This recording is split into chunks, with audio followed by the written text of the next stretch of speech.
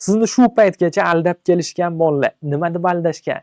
Matching headingga kelganda, ya'ni sarlavha tanlashda paragrafni birinchi gapini o'qiysan, oxirgi gapini o'qiysan, bo'ldi javobni olvorasan degan. Lekin bu aldashdan boshqa narsa emas bolalar.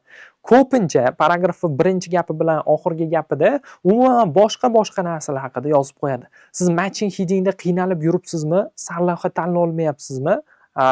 Ya'ni mana bu paragrafga bu sarlavha, bunga bu deb qiynalib ishlab chiqyapsiz-da, lekin shunday oxirida qarasangiz chalg'ib ketgansiz, hammasi noto'g'ri.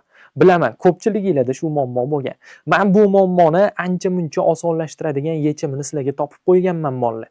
Hozir ekraningizda paydo bo'ladi. Paragrafni olasizlar-da, paragrafni tepa qismiga, past qismiga e'tibor bermaysizlar.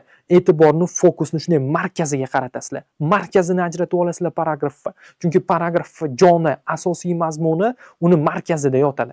Markazida yotgandan keyin siz markazini o'qib olasiz. Markazini o'qib olasizda, kamroq qismi bo'ladi-yu markazida. Keyin paragraflarni tanlashni boshlaysiz.